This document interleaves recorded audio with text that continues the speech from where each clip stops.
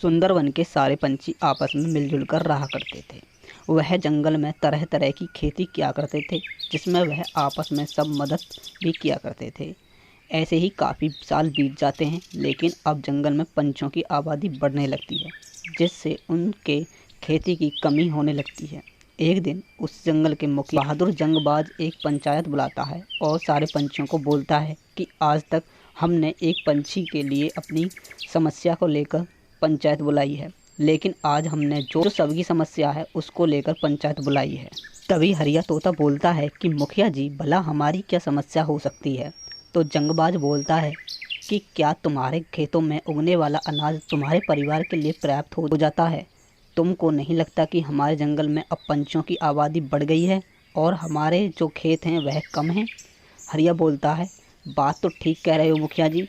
पहले मैं और मेरी पत्नी रहा करते थे तो हमको कोई समस्या नहीं थी, लेकिन अब हमारे बच्चे हो गए हैं तो उस खेती में गुजारा बहुत मुश्किल से होता है। मुखिया बोलता है कि इसलिए हमको अभी कुछ करना होगा। हम अगर ऐसे ही रहे तो हमको और भी समस्या होंगी। उन सभी में हरिया की पत्नी टोनी चिड़िया भी थी। वह जंगबाज से बोलती है कि क्या मुखिया जी, मैं कुछ बोल सकती हूँ?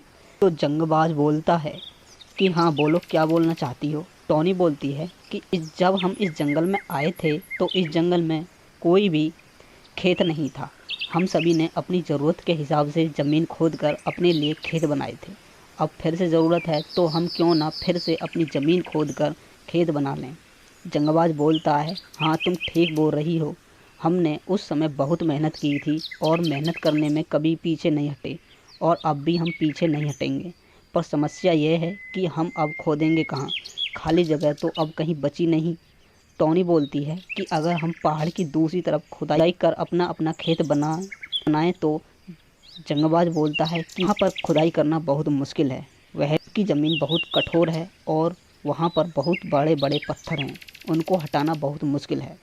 टोनी बोलती है कि इसके अलावा हमारे पास और कोई रास्ता नहीं है और अभी आपने ही बोला था कि हम मेहनत करने से पीछे नहीं हटेंगे। सभी पंछी टोनी की बात से सहमत हो जाते हैं और अगले दिन से ही पहाड़ की दूसरी तरफ खुदाई करने लग जाते हैं। वहाँ की ज़मीन सच में बहुत कठोर थी। वहाँ खुदाई करना बहुत मुश्किल था, पर फिर भी सभी मेहनत कर रहे थे। टोनी एक जगह खुदाई कर रही थी, तभी उसको कुछ आवाज़ आई।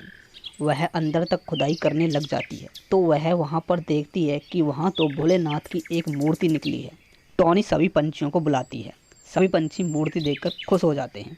जंगबाज बोलता है, ये मूर्ति नहीं बल्कि हमको भगवान भोलेनाथ ने हमको आशीर्वाद दिया है।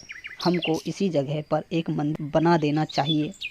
सभी पंछी उसकी बात से सहमत हो जाते हैं और कुछ दिनों में मंदिर बनकर तैयार हो जाता है और उसमें भगवान भोलेनाथ की मूर्ति को स्थापित कर देते हैं और उस मंदिर में पूजा करने लग जाते हैं। तो आसपास के